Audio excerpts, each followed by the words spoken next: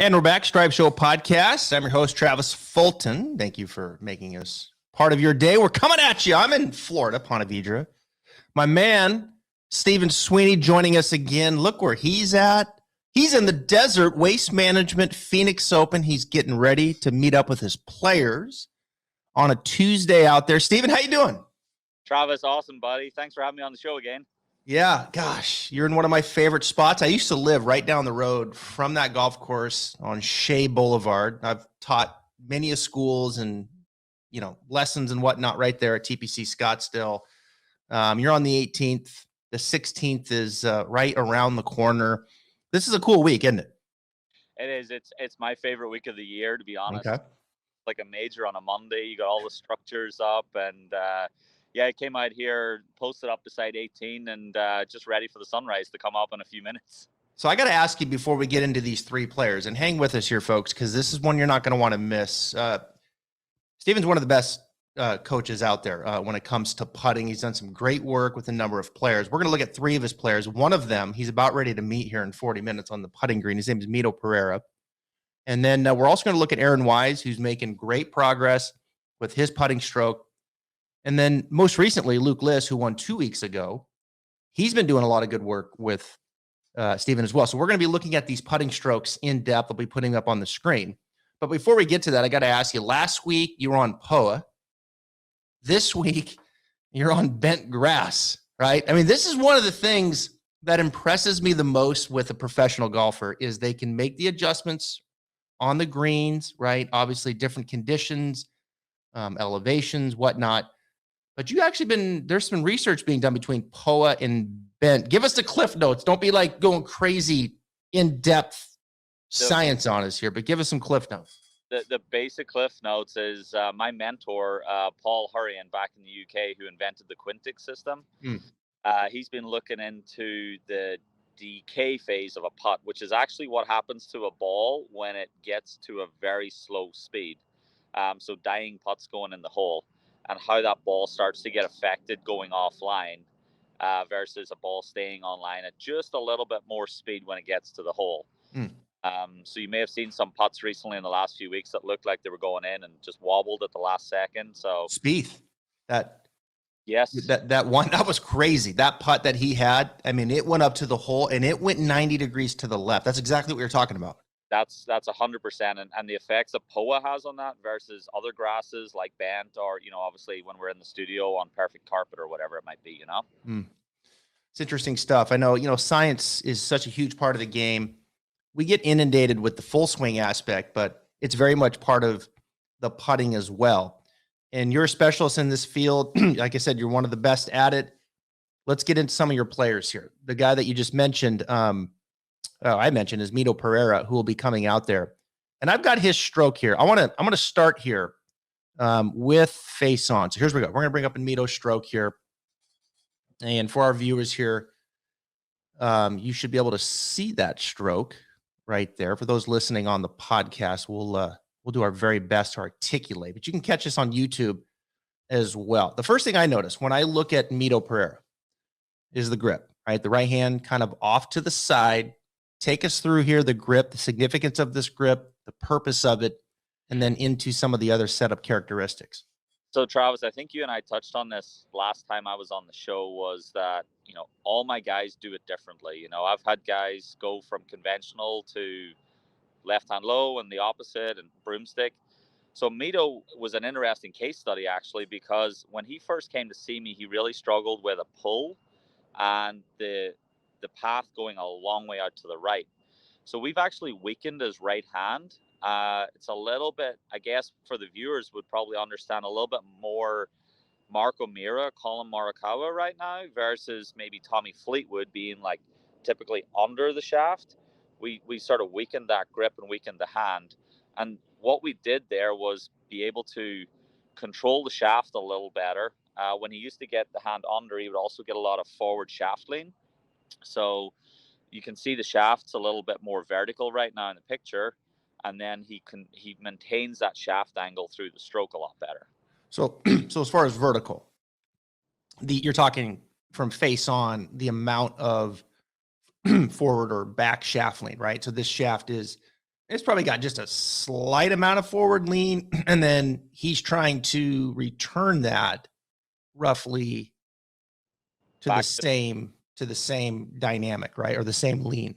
Yes, 100%. I think when we talk about maybe Luke a little later, even Aaron with the broomstick, one of my big things is how shaft angle actually controls face angle. I don't like to talk about manipulating the face with rotation. I like to see the players really control the face angle through controlling shaft lean.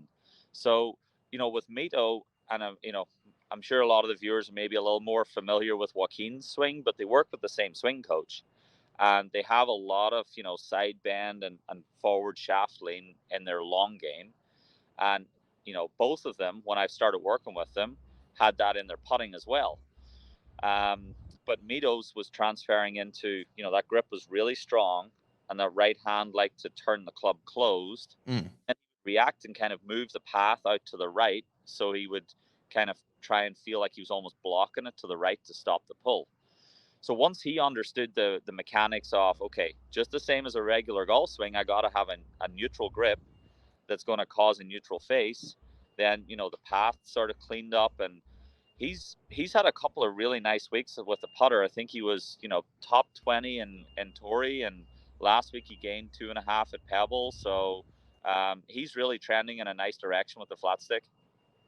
So in recap, so make sure I understand this correctly. So that right hand on the side, not under, but more on the side, weaker on more on top or the side versus under. Yes. That's helping him return the shaft angle to the same spot as it started, thereabouts. And less, if the grip was more under, stronger, he would be more apt to maybe kind of go the other way. Correct. And hang on and push it out to the right. Yes. Okay. Yeah, 100%. And I notice here from this target line view, so his eyes are pretty over it. He's got a decent amount of forward bend. And when you look at this ball, it's actually like it looks like it's half black, half white, right? So he can see how, let's put that back up there again here. He can see how it's rolling. There we go. That's a good image there. Yeah. So it's very much rolling end over end. So that's just good feedback for him. Yeah, exactly. So we work with these spin balls, the half black, half white ones, and they're able to really sort of show the player, is the ball coming off with just forward roll, or is it coming off with side spin, or what's going on there? No, you're fine. Don't worry about that. We love this. Like, you're on site. This is what it's about. Like, you do these shoots on a golf course and it's like, sometimes like, oh my gosh, someone's got it's like you're on a golf course, right? It's okay. Like, people kind of expect this kind of thing. It's kind of cool. So anyway, let me ask you this before we move on to Aaron. His hands under his shoulders. Is there something you like to see? And I know every player is different, but just kind of generally how the hands hang under the shoulder line. Is there something you like to see there? I think when I've started sort of hanging out a little bit with Jeff Smith, one of the key words that he always talks about is, matchups. And I've kind of been doing this for a long time, but, the word matchup kind of is easy for everyone to understand. So if you do one thing, you kind of got to do something else to either match it up or offset that. And with Mito, certainly you mentioned his forward bend, those things sort of, that forward bend will tend to sort of straighten things out a little bit and have a little less arc to the stroke. And then, we wanted to get the hand position in a position where the shaft was kind of just working on a natural arc. So when he gets his hands a little too low, too close to him, that putter tends to even go a little outside. And then obviously the reverse is true. Whenever the hands get too high, things get a little too arcy and the putter gets in behind him a little bit, and that path starts to move out to the right. But he's worked hard on it, and it's one of the things that we work on most is just his setup dynamics, because once his setup gets correct, then we don't really have to talk about moving the putter too much. So the more bowed forward you are, then the little, as he is, then that putter head's going to want to work a little bit more up and down the line, perhaps a little less arcy. Correct. Yeah. Correct. Right. Let's go to this guy. Speaking of kind of trending. I'm excited about Aaron Wise. You mentioned Jeff Smith, who helps Aaron with his full swing. You don't see this much on the PGA Tour right now, as far as a guy going to more of the broomstick. And keep in mind, folks, it's not anchored. It's just kind of off to the side there, just off his chest. But talk about Aaron Wise here in the direction that he's moving. There's an awesome backstory to this putter, because this putter, actually the putter he won his first ever NCAA college event with in Hawaii, back when he was playing at Oregon. So, when he moved back to that putter, there's a lot of comments, a lot of questions about it, but it wasn't something that he did, first time ever in his life. Take it out just before the playoffs. And one of the things, from this view that I just always love watching about Aaron's stroke is the distance control element of his putting got so much better when he moved to this putter, because of the length of stroke dynamics and how he controls the acceleration and speed of that putter head, like a pendulum, basically. So one of Aaron's biggest weaknesses was that his speed control with the short conventional putter at 34 inches, his speed control wasn't very good. He couldn't really control stroke length, and he definitely didn't control his acceleration pattern very well. So I remember that this video is taken over at Medalist Golf Club, and I remember being with him just before the Barracuda Championship last year. We were kind of getting ready to go into the playoff stretch, and he had it with him.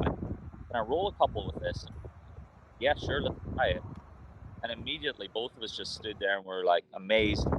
First thing that got better was his distance control. And he stopped leaving himself so many 5, 6, 7, even 8 footers, which was putting a lot of pressure on short putting then. So if you really look, as that video is playing, the stroke length is just so consistent with the longer putt.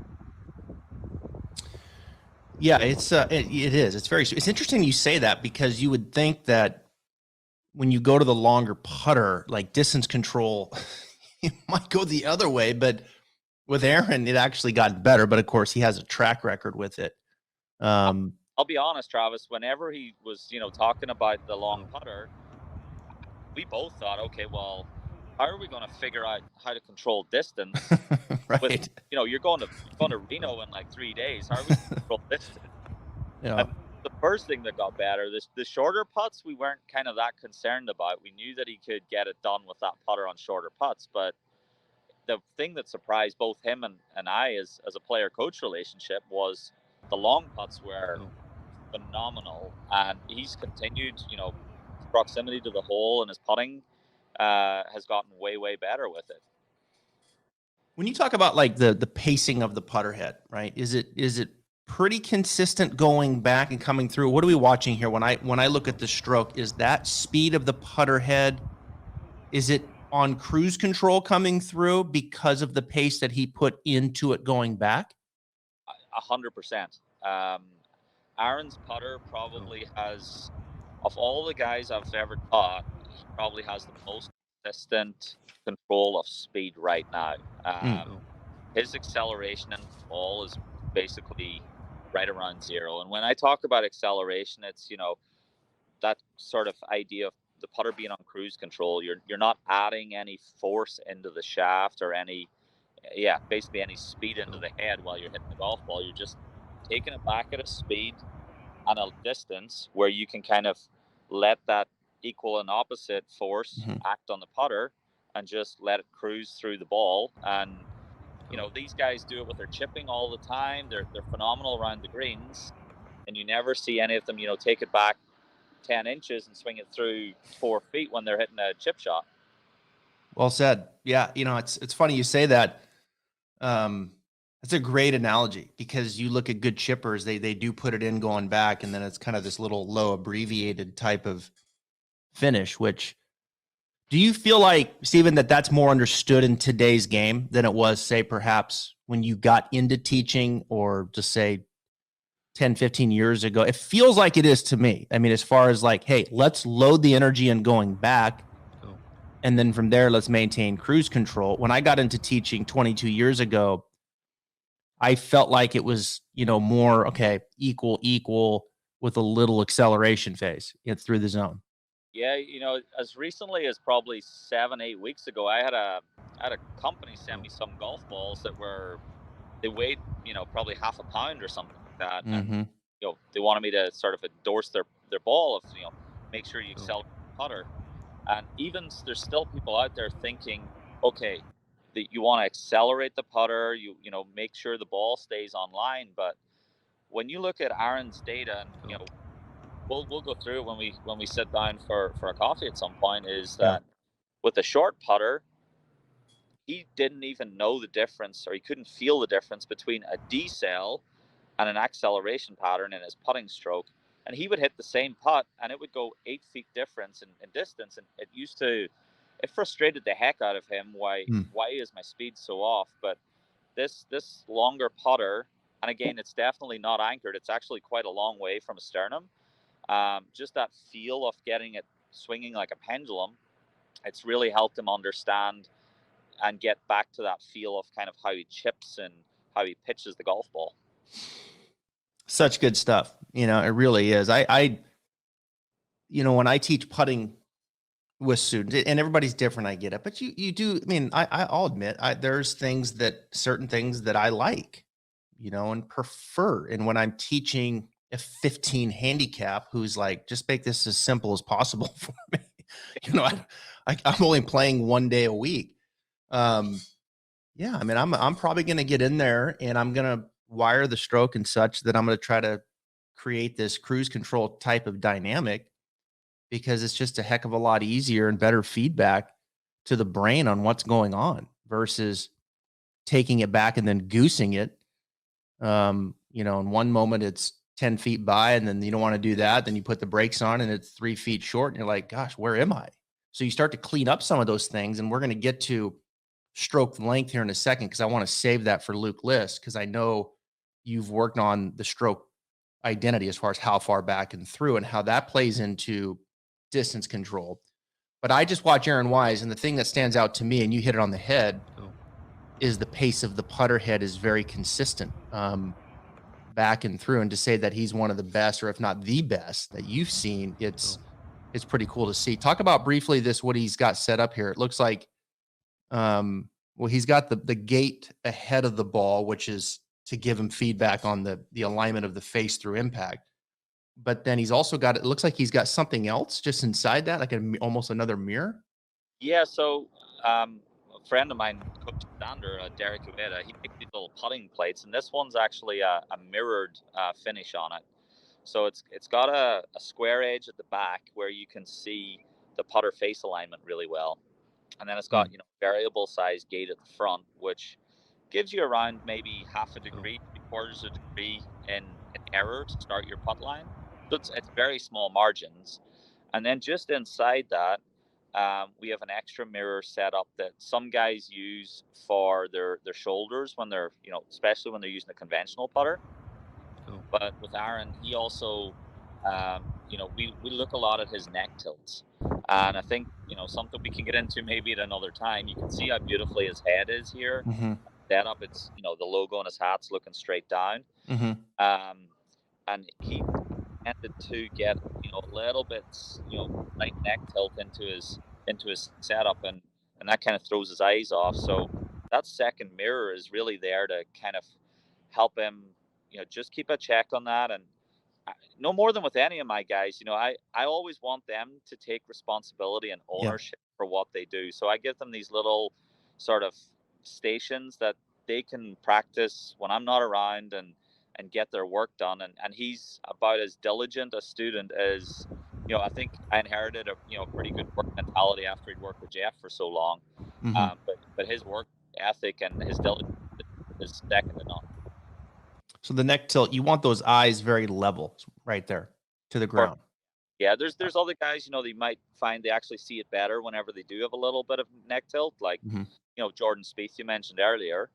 But for him especially, definitely he needs to be very neutral with the way his eyes come down onto the putter head on the golf ball.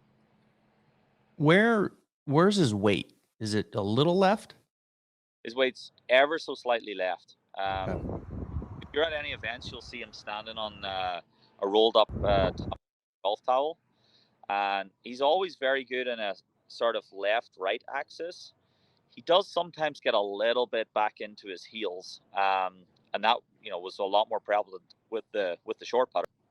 But his balance is pretty central, left-right, just touch more favoring the left, and then we always try to work on him staying a little bit more over the balls of his feet so that he has good stability and when he's swinging that putter. Just pulling up his most recent here. You look at, I talked about he's on a nice little trend right now with his putting, and you're talking the last, let's see, the last 6 of 8 events, he's been positive strokes gained putting, Aaron Wise. And the 2 that he wasn't, he was just barely negative at Sanderson Farms, but he's been trending, in that +1, +2. And that's significant because this is a guy that was struggling with this flat stick. And it's significant also because he's a very, I would say he's a very solid ball striker. He's a good driver of the ball. He's a good iron player. He can be a great iron player at times. His around the green game is clean.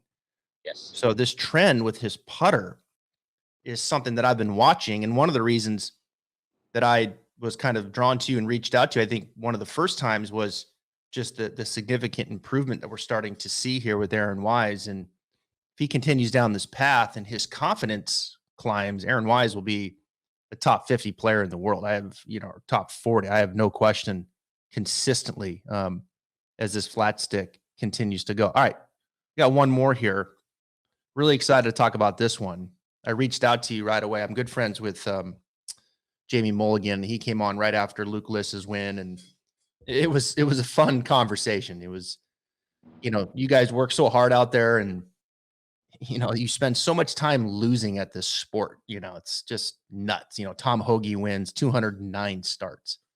You almost just forget how to win. Like, it's like, my God, oh my God, I won, and so it's nice to take a step back and laugh a little bit and celebrate a win. So it was a good conversation with Jamie, and he really praised the work that you've done with Luke. And this is a guy that, like Aaron, he was positive 3.7 at Torrey. And when he putts, as long as he hits it, very clean iron player, approach game player, this is a guy, the ceiling, my goodness, just goes way up on what this guy can accomplish with the improvement that he's making with his putter. So talk about some of the things that are happening here with Luke Liss. So Luke, he reached out to me just started end of November, I think it was, around Thanksgiving. And I got to be honest, I didn't really know Luke. He's a very, sort of quiet individual. He keeps himself to himself. And we talked. He came down to Florida, and he wanted to have a look at it. And I remember thinking, I looked through the stats and went back 10, 15 years on stats. And I'm just thinking, am I going to be able to help this guy? He's done something for a long, long time that's obviously not working.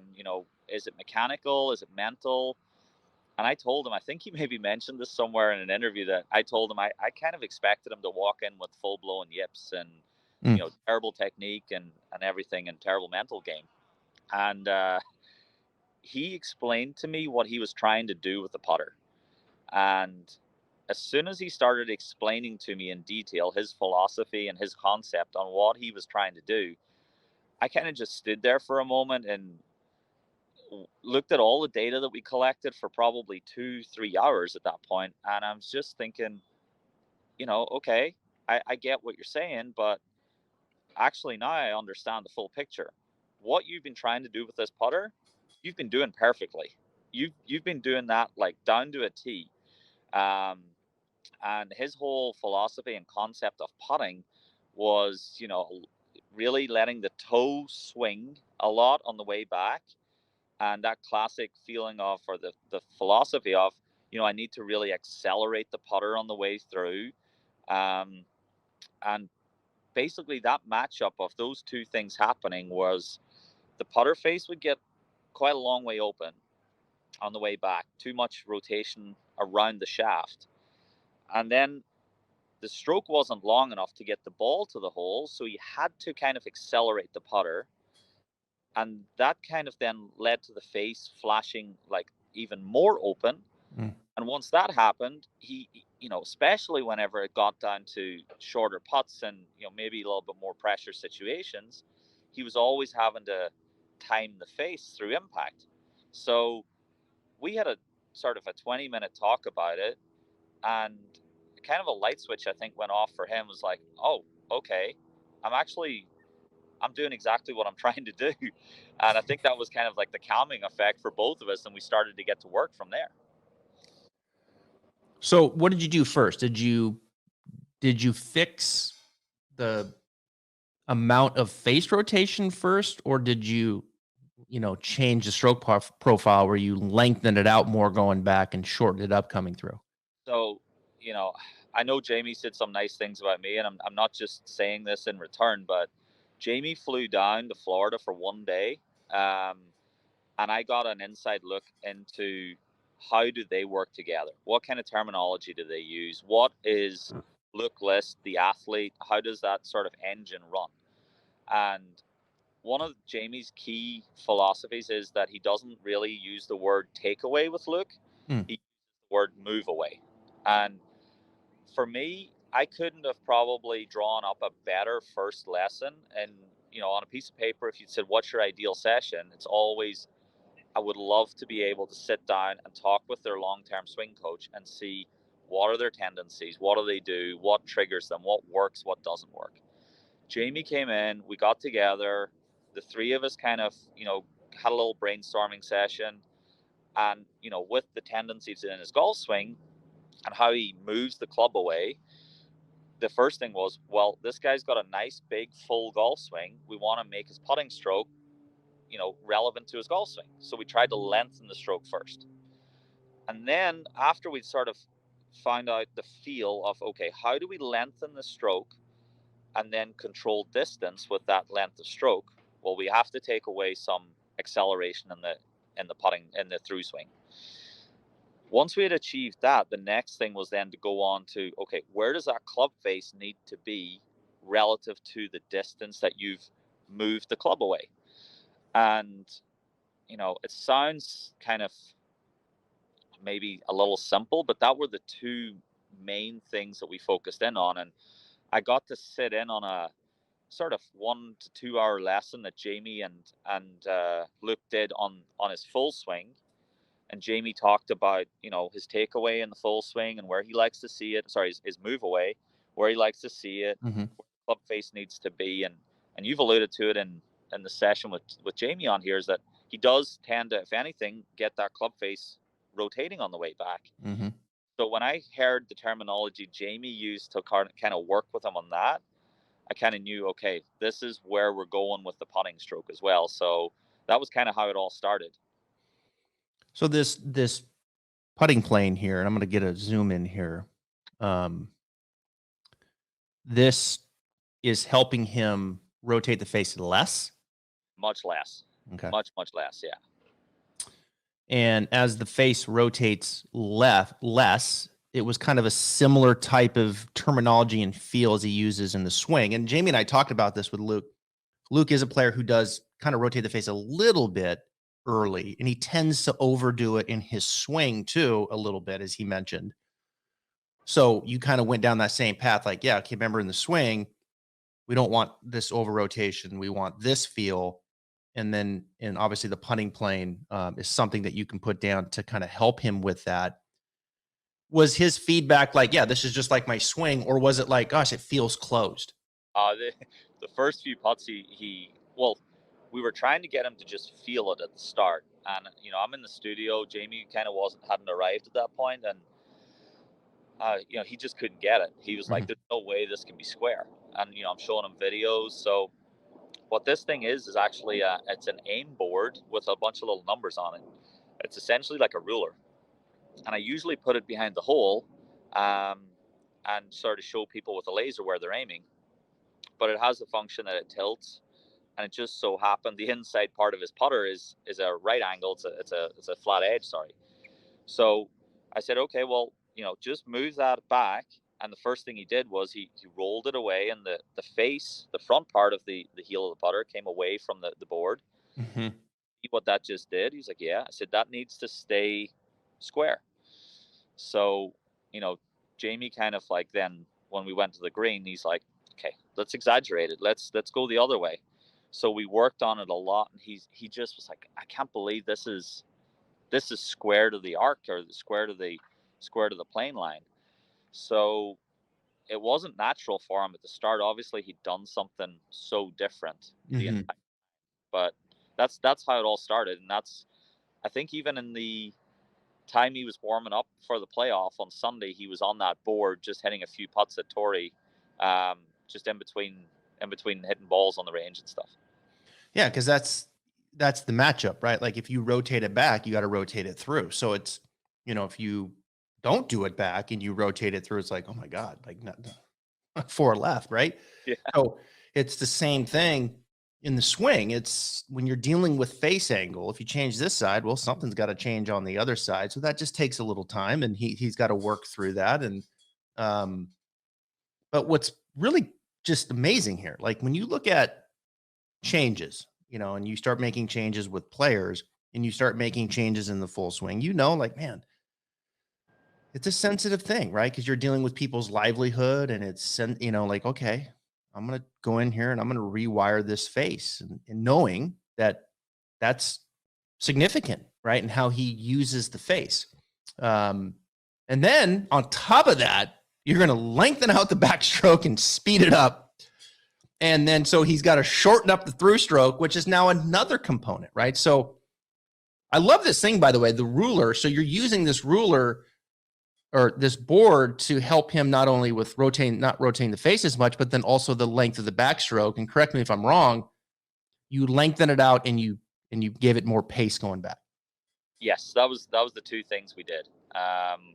We lengthened it out. We kind of used the ruler, so again, he can practice on it when I'm not around, and you put a camera in front of him, and he's then able to get some feedback. And we always do a standardized length of putt, so that he's always doing, he's always getting that same feeling. And just kind of going back, a little anecdote for you is that whenever we talked about the face manipulation and trying to square the face up through impact, I'd hired an assistant in September last year, and Eric Dietrich. He was actually with me in Torrey, and he's been phenomenal since he came on board. And the first day of work, I said to him, I was like, if I ever walk into a lesson and you're telling someone to release the toe of the putter, pack your stuff and don't come back, because if you're telling someone to release the toe of the putter on the way through to manipulate the face, you've missed something that's going on before that.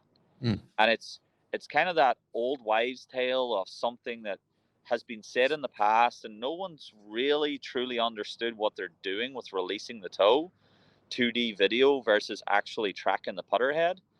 And Luke was a classic example of someone that's at the last second using their God-given talent, their athletic ability to square that face. And some days you get hot and streaky, and some days it doesn't match up, and it's really inconsistent.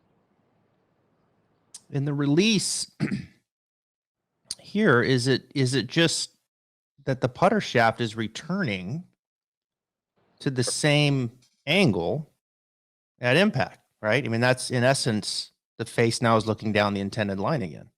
Correct. Exactly. So, once we kind of control that shaft angle from the face on position, assuming we haven't actually rotated the face open, and we don't need to do that, once we've maintained the shaft angle back to impact and we bottom out the arc, then ideally, that face should come back to where it started.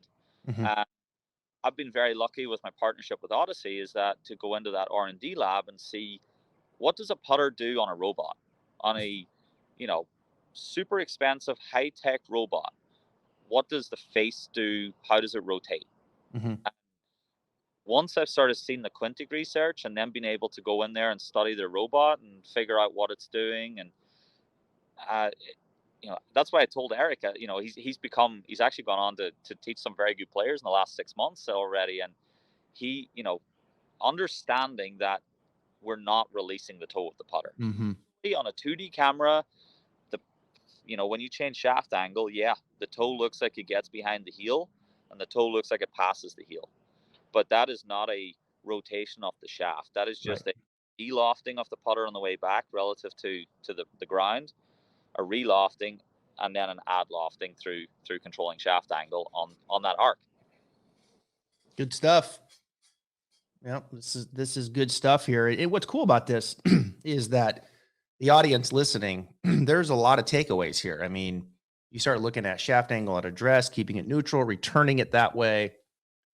Okay, I know there's a lot of people listening that, man, I tend to goose it, accelerate it. I'm taking it back pretty slow and short, and then my follow through is very long and exaggerated.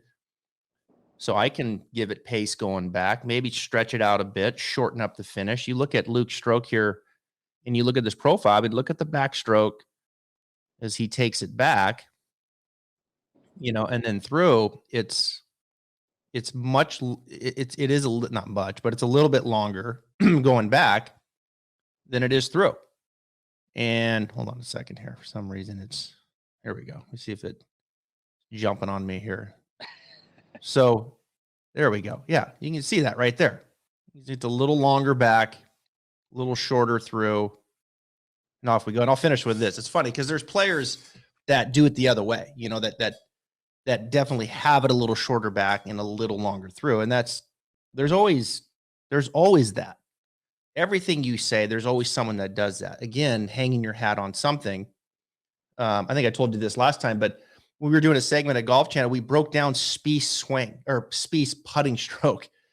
And he's like just absolutely just perfect cruise control stroke in my mind. And good pace back, little longer, shorter throw. 2-1, breaking it down. It's 5 years ago on Golf Channel. Hey, was showing him like, man, it was great. Next segment, Lydia Ko's in the studio. I've got an interviewer. We're looking at her putting. She's the number one putter on the LPGA tour. She's like, yeah, I'd like to take it back a little shorter and longer through. Accelerate. I'm like, all right, turn the cameras off. Because she's a little more of 1 to 2. Yeah. So there's different ways to go about it. But when you look at Luke, I'm excited for Mito. I love Mito Pereira. And a lot of my audience does too, by the way. We need to get him on. And I love where Aaron Wise is going. Big fan of Jeff Smith and his work. And I just know the upside that Aaron's going to have with his putter. But this dude, with his length, if he gains 3 with this stick, look out. Look out. Because Luke Liss, he can be, I don't know, am I overstating it? If the putter becomes an asset, he could be a top 15 player in the world? That you think? He came in with an attitude, and he basically said, I want to make this a weapon of mine. Mm-hmm. I can't tell you how impressed I've been with Luke as just not as a person, but the mindset that he came in with, and wanting to get better and wanting to listen and wanting to change. He has been phenomenal. And Jamie's talked about shooting the grass off of Torrey Pines. This guy can shoot the grass off of basically any golf course in the world. So yeah, we just need to keep working on this club and keep improving with that, because he's just getting started. Good stuff, man. Appreciate your time. I know you're getting ready to head out there on Waste Management. Best of luck this week. We'll be in touch when you get. We'll be in touch here before you get to Ponte Vedra for the Players Week. I'm going to have you out to my studio. Can't wait. I'll take you out to dinner and we'll have a couple beers too. Awesome. Sounds good, Travis. I can't wait to get up there, and we'll have a good week here in Phoenix, and we'll see you soon. All right, sounds good. Stephen Sweeney, go check him out on Instagram. He's the man. Waste Management Phoenix Open this week. All 3 of these guys in the field.